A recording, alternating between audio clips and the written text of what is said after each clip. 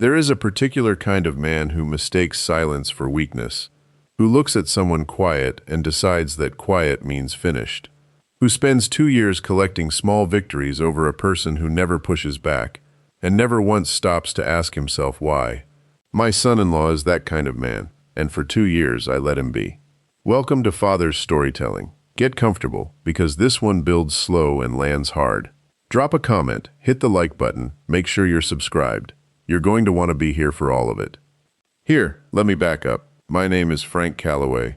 I'm 63 years old. I drive a 2014 Ford F-150 I've had since new, and will drive until one of us gives out. I take my coffee black at 5:45 every morning before the rest of the world is awake, which is how I prefer it. I spent 31 years building a logistics company out of a single truck and a second-hand office on Wheeler Avenue in Akron, Ohio. Calloway Freight. 2 employees in 1991, 83 in 2015, when I sold it. I say that not to impress anyone. I say it because the way you build something tells you who a person is. And what I built slowly, carefully, with exactly the kind of people who showed up on time and told you the truth. That's all I've ever asked of anyone. Show up, tell the truth. My wife Carol understood that better than anyone I've ever known. She was the one who talked me into the second truck when I was convinced we couldn't afford it. She kept the books for the first 7 years at a folding table in our spare bedroom, in a house we didn't own yet, with a coffee mug that said "World's Okayest Accountant," that her sister bought her as a joke. She was not okay at it. She was exceptional. She just didn't need anyone to know it. Carol passed 4 years ago, February 19th, a Thursday morning. Pancreatic cancer, 11 months from diagnosis. She fought it the way she did everything, without making it anyone else's problem, without losing her sense of humor, without once asking me to feel sorry for her when she was the one in the hospital bed. The last thing she said to me that I will carry the rest of my life: "Frank, don't you dare become one of those old men who sits on a porch and waits." I haven't. After I sold Calloway Freight in 2015, I took 18 months off, puttered around the house, fixed things that didn't need fixing, drove Carol to her garden club meetings and her sister's place and her oncology appointments, because by then we already knew. I cooked dinner badly and she pretended it was good. We watched old movies on a television that was too big for the room, and I was, for the first time in 30 years, not building anything. It was the longest 18 months of my life. In 2017, a friend of mine named Gerald Stokes called me. We'd stayed close the way men stay close when they've known each other long enough. Not constantly, but solidly. Gerald had spent 20 years in management consulting and had a plan for a firm of his own. Smart man, precise. The kind of person who sends a meeting agenda 24 hours in advance and actually follows it. He needed capital. He needed a partner. He didn't need anyone looking over his shoulder. I told him I'd think about it. I thought about it for 4 days. Then I called him back and said yes. Here is what I did not say yes to: having my name on the door. Being listed in the building directory or introduced at client meetings or mentioned anywhere that someone walking into Meridian Group's offices on East Market Street in Akron would see. Gerald asked me why. I told him I'd spent 31 years being Frank Calloway of Calloway Freight, and I was ready to be something quieter. A phone call he could make at 10 at night when something went sideways. A vote on major decisions, but not a visible presence. The part I didn't say out loud: Carol had just been diagnosed, and I wanted to be fully present for her without being reachable by anyone who might want something from me. So Meridian Group launched in 2017. Gerald Stokes, founder and CEO. Frank Calloway, 60% owner, listed in the corporate documents as Calloway Holdings, LLC. A name that meant nothing to anyone who didn't already know what it meant. Gerald gave me a title, Strategic Advisor, that was accurate without being specific. I had my own key card and a standing invitation to any meeting I wanted to attend. Most of the staff knew me as Frank, the older gentleman who came in occasionally and sat in the corner and listened more than he talked. Nobody questioned it much. People see what they expect to see. An older man in a company full of younger ones, not demanding attention. They file you under background, furniture, decor. That suited me fine. Now I want to tell you about my daughter. Diane Calloway, Diane Webb now, 3 years, is 34 years old, and she is the best thing I have ever had any part in. She teaches third grade at Westfield Elementary in Cuyahoga Falls, and has been doing it for 9 years, and every single one of her students leaves her classroom reading above grade level. She is patient and methodical, and she loves precisely. Not broadly, not for show, but completely, and only toward the people who have earned it. She got that from her mother. She met Marcus Webb at a friend's birthday party in the fall of 2020. He was 33, regional sales director at a tech firm. Good-looking in the way that announces itself walking into a room. Charming, attentive, had a plan for his life that he could articulate clearly, which I respected. The first time Diane brought him to the house, he arrived with a bottle of wine he had clearly researched, shook my hand the way men shake hands when they want you to remember the handshake, and asked me 3 questions about myself. Then he listened to the answers. Actually listened. I liked him. I want to be honest about that. I liked Marcus Webb when I met him. I noticed things too. I noticed he talked about himself more in the second half of conversations than the first, like he was pacing it. I noticed that when Diane corrected him on a small detail, a date, a name, he smiled and agreed, but his jaw tightened just slightly. I noticed that his work stories always ended with him being the smartest person in the room. But Diane was happy in a way I hadn't seen in years. And I was not in the business of standing between my daughter and something making her happy on the basis of a tight jaw and a $60 bottle of wine. They married in June of 2022. Small ceremony, backyard, at Carol's sister Ruth's house in Hudson, because that's where Carol would have wanted it, and Diane knew that without my having to say it. Diane wore Carol's pearl earrings. I made it through the whole ceremony without making a spectacle of myself, which I consider one of my finer achievements. 6 months after the wedding, Marcus applied to Meridian Group, senior account manager position. He went through the normal process, 3 interviews, handled by Patricia Bowes, Gerald's HR director, a woman who had been with Gerald since the first year and had excellent judgment about people. Marcus was good in interviews, polished, prepared, specific, exactly what you'd expect from a man who had built a career in sales. Gerald called me before extending the offer. "Frank," he said, "it's your call." I told him to hire on the merits. Marcus had earned the position. I saw no reason to interfere with that. What I did not do was tell Marcus who I was. That was not deception. Meridian's ownership structure is a matter of corporate record, available to anyone who chose to look. Marcus had simply never looked. Why would he? He was joining a mid-sized consulting firm. He didn't need to audit the cap table to do his job. Gerald and I agreed to maintain the existing arrangement. I would continue coming in as the strategic advisor. If Marcus ever asked directly about the ownership structure, we'd tell him truthfully. But we wouldn't lead with it. I told myself this was simple continuity, nothing more than that. I'll come back to whether I was right about that. The first 6 months, Marcus was exactly what his resume said he was. Sharp in client meetings, good at reading a room. His numbers came in at 112% of target in his first quarter, which impressed Gerald's operations team, and impressed me too, honestly. He was also the kind of presence that fills a room whether it needs filling or not. Loud laugh. Stood close when he talked to you, not aggressive, just deliberate, always performing, slightly, even in the break room. But he was performing well, and Diane was happy, and I drove home from those early Meridian visits without anything to report but ordinary observations. The first moment I truly noted, held on to, turned over, happened on a Tuesday in March. 8 months after Marcus joined. Strategy session for the Hartley manufacturing account. Hartley had been a Meridian client for 3 years, but the relationship had plateaued. Gerald had asked me to think about it. I'd done what I always do. Talked to some people, read the account history, came in with a specific observation. I said it quietly, the way I say most things. Hartley's problem wasn't service satisfaction. It was that their internal team felt like they were reporting to Meridian rather than working alongside them. The fix wasn't better deliverables. It was restructuring the client touchpoints so Hartley's own people owned the documentation, and Meridian shifted to a coaching posture. A few people nodded. A few made notes. Marcus, 2 seats to my left, said, that's an interesting thought, Frank, but I think the more current approach, and then he said 3 sentences that were my idea wearing his words. He didn't do it aggressively, he did it smoothly, which was somehow more disorienting.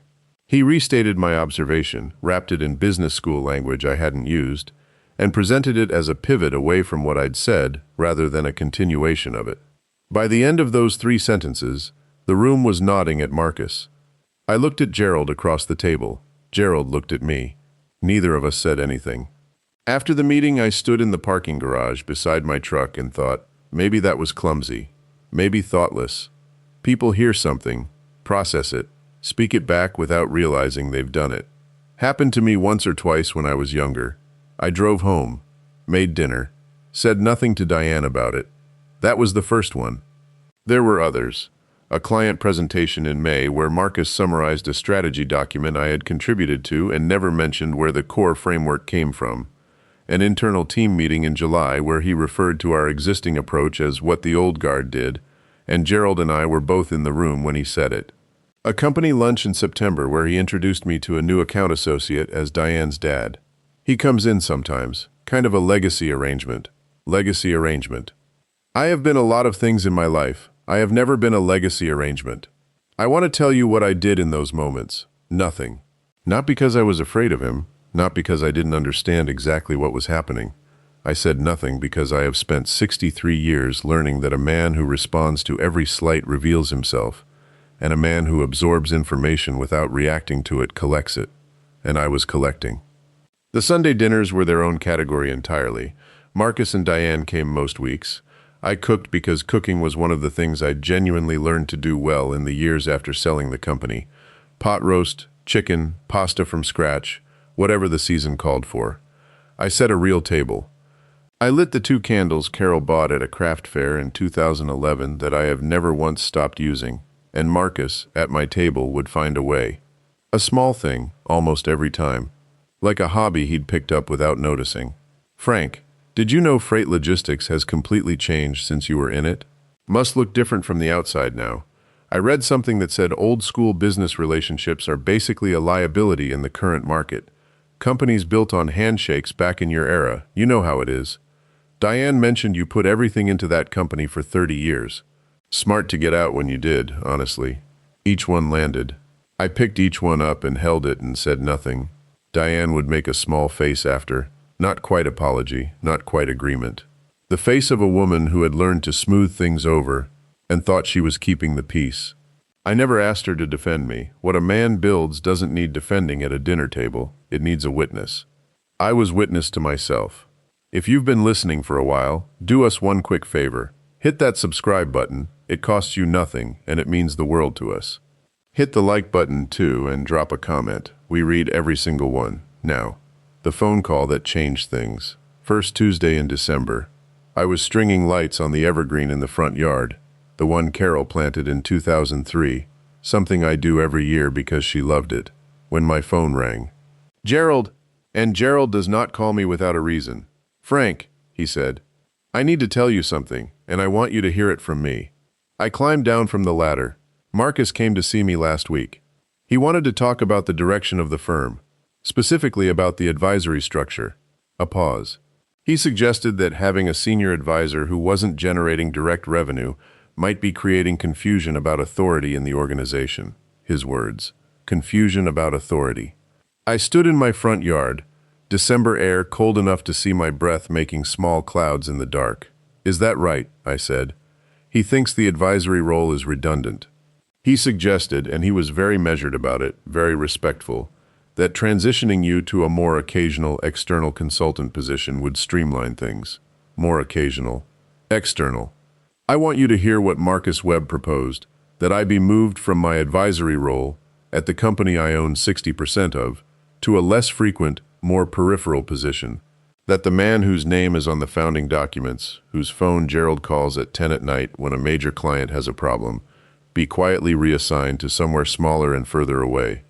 Because Marcus Webb found my presence confusing to his authority. There's more, Gerald said. The reason I'm calling tonight.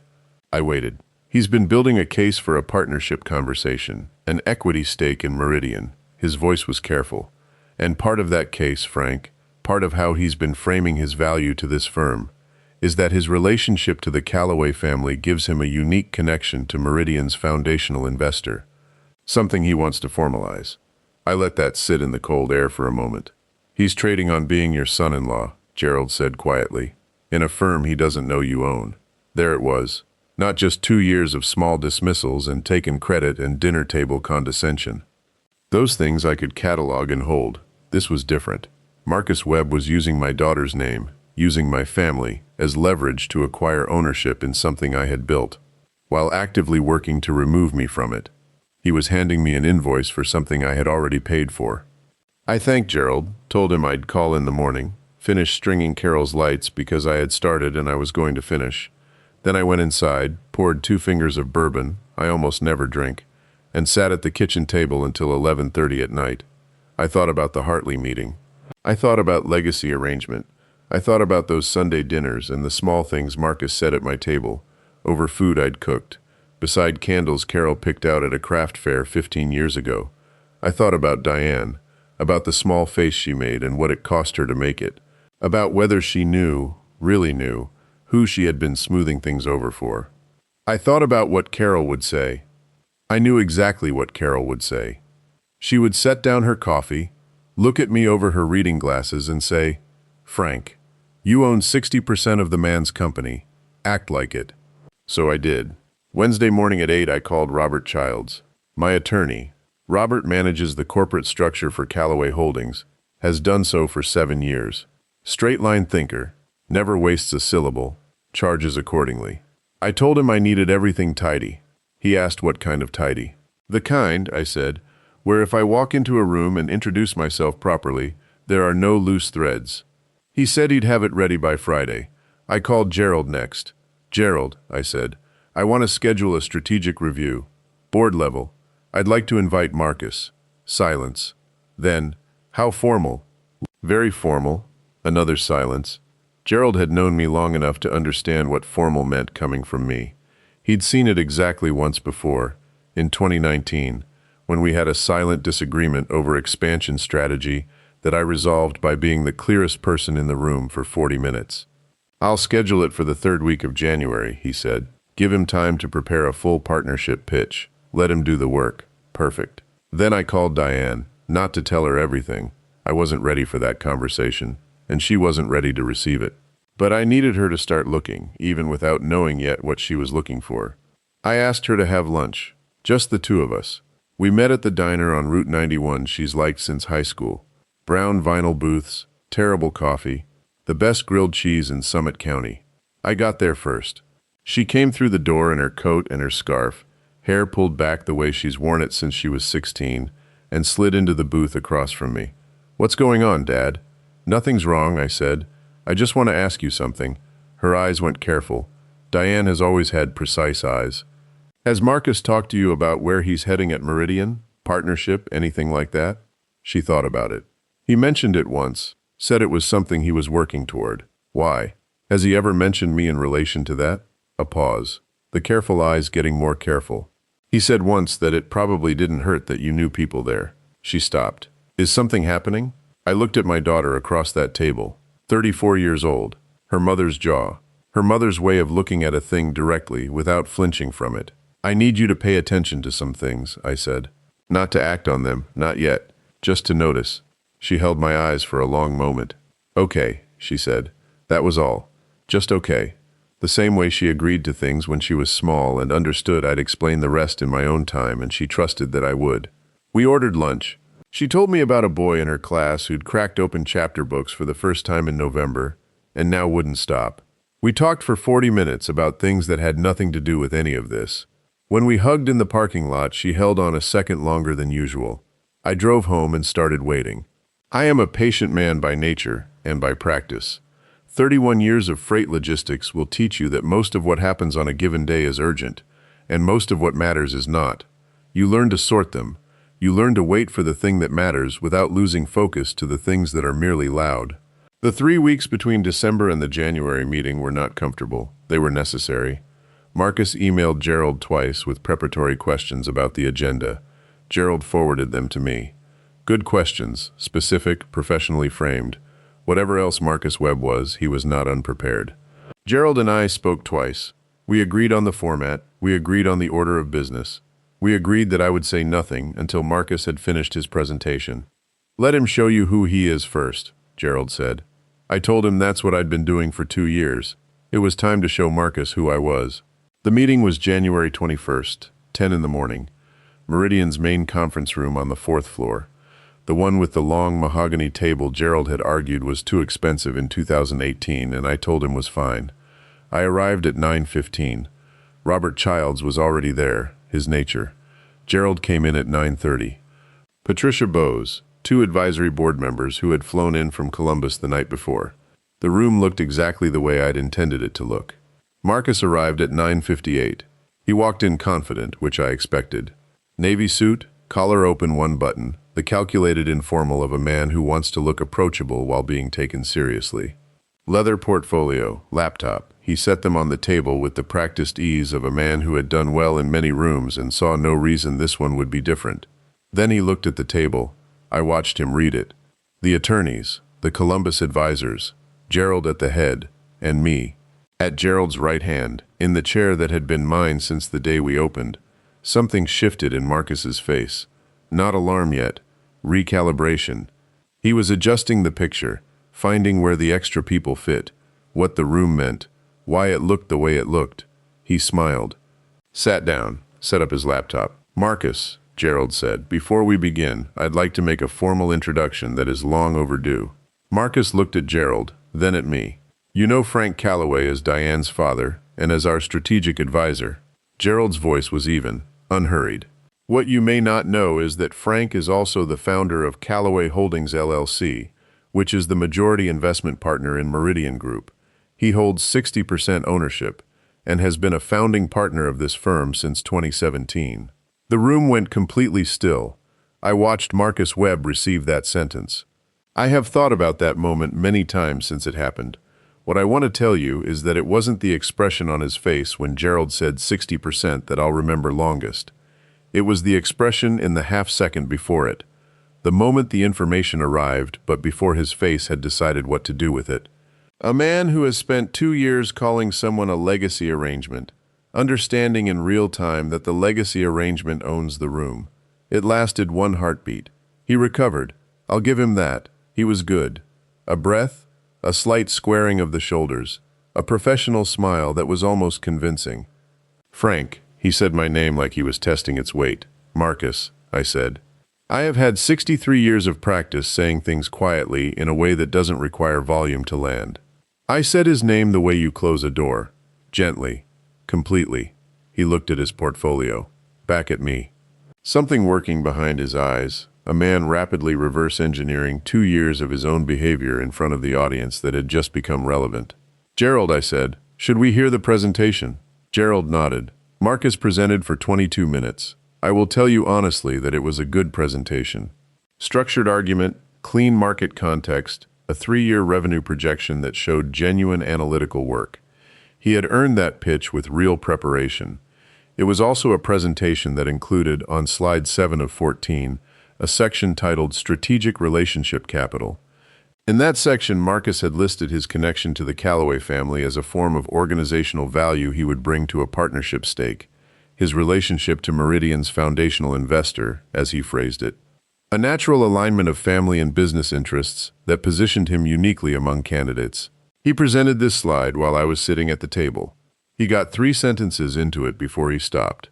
I hadn't moved, hadn't changed my expression, but he stopped. He looked at me. I waited. He moved to slide 8. When he finished, Robert asked 2 questions about legal structure. The Columbus advisors asked 1 each. Gerald asked about the revenue methodology.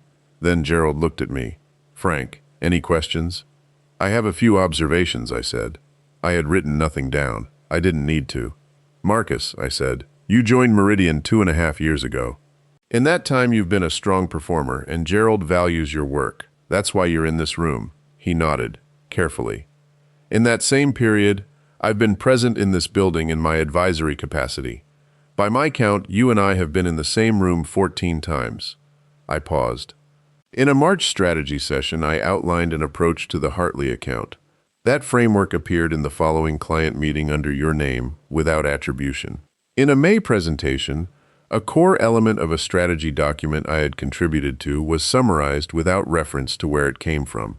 In a July team meeting, you referred to our existing processes as what the old guard did. Gerald and I were both present. The room was very quiet. I'm not raising these as grievances, I said. I'm raising them as a pattern. A pattern of choices that tells me something about the judgment of the person sitting across from me. Marcus's jaw had tightened. He was working hard to stay composed and largely succeeding.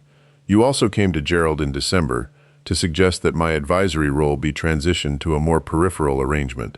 You did that at the company I own the majority of, without knowing you were doing it. I'm not angry at you for not knowing, I continued. I am concerned, as the primary investor in this firm, about what it tells me about the depth of your due diligence. A man who wants an equity stake in a company should understand who owns it before recommending changes to the owner's role. I let that sit. The partnership conversation is closed, I said, not because of the March meeting or the July comment or the December conversation with Gerald. I can hold those things. Partnership requires trust.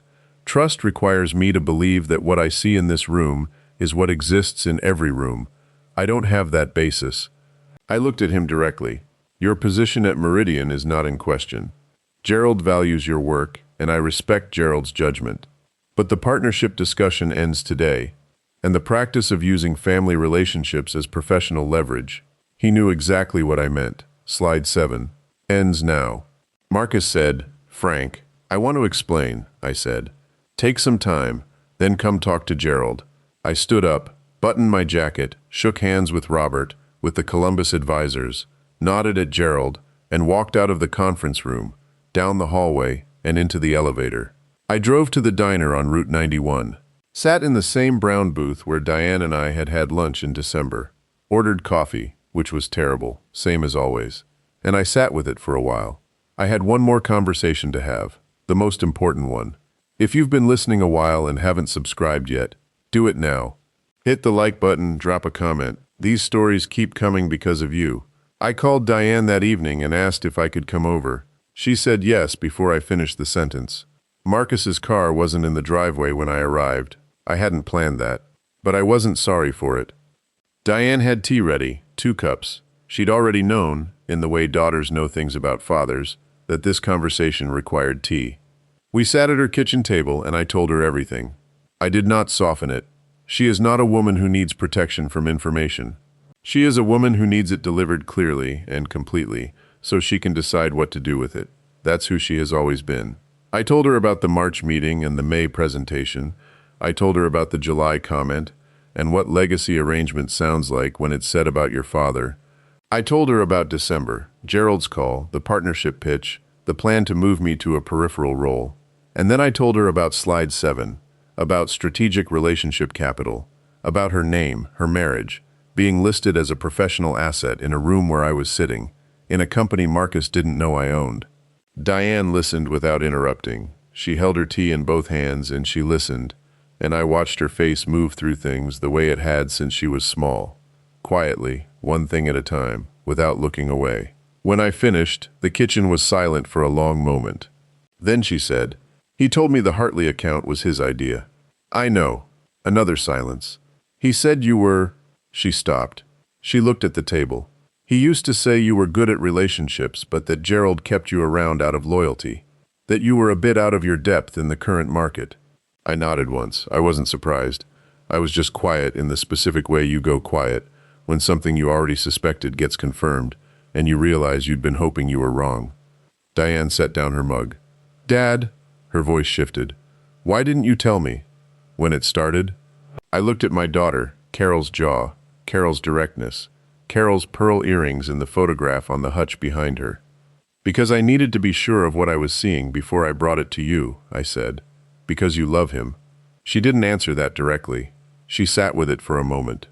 Then, quietly, when he applied to Meridian, "Did you know it was going to go this way?" "No," I said. "He applied through normal channels and he was qualified. I didn't interfere with that. And then you watched. And then I watched." She looked toward the kitchen window. January dark outside, the glass-turned mirror by the light, and in it I could see us both. Her with her hands around her mug, me across the table. 2 people who had spent 34 years showing up for each other without making a production of it. "I should have seen some of it," she said quietly. "The things he said about you." I laughed at some of them, Dad. That was honest. I appreciated it. You saw what he showed you, I said. That's what any of us do. She shook her head slightly, not disagreeing, just moving through something. What happens at Meridian? His position is secure, I said. Gerald will manage it. There's no partnership stake. My role stays exactly as it was. Things return to what they should have been. She was quiet for a moment. And us? I said carefully. Your marriage. That's yours to work out. I'm not here to tell you what to do with it, Diane. I'm here because you deserve to know the truth about the person you're in it with. What you do with that truth is yours. She looked at me across the table for a long time. Then she said, okay, just okay. The same word she'd used since she was a little girl, when she trusted me enough to let things unfold in their own time. I left her house at 8:47, drove home on roads I know well enough to travel while thinking about other things. I thought about Carol, about don't you dare become one of those men who sits on a porch and waits. I thought about the Hartley meeting, about what it feels like to watch your words walk away in someone else's mouth and say nothing. About what it takes to do that 14 times over 2 years without moving a muscle. I thought about Marcus in that conference room. The recalibration, the recovery, the one heartbeat where he understood everything. He was not a stupid man. He was a man who had looked at something quiet and decided that quiet meant simple. Who had spent 2 years building small advantages over someone who never pushed back, and never once stopped to ask himself the question that should have been obvious from the beginning. Why doesn't this man push back? That question has an answer. Some men don't push back because they can't.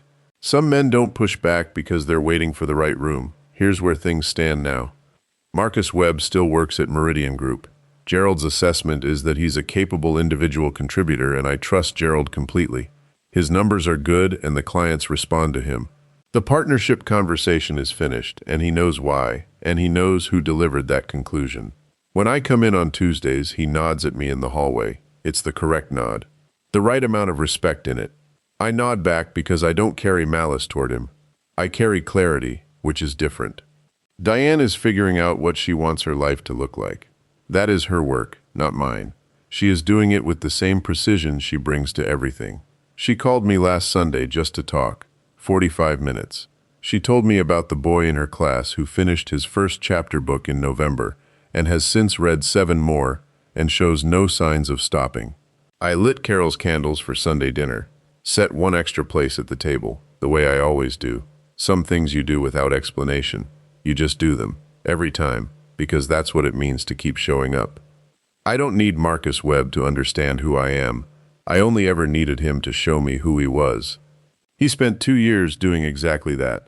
If this story meant something to you, join us by hitting that like button and subscribing for more real, raw, and family-centered stories. And as always, thank you for being part of Father's storytelling. I'll see you on the next one.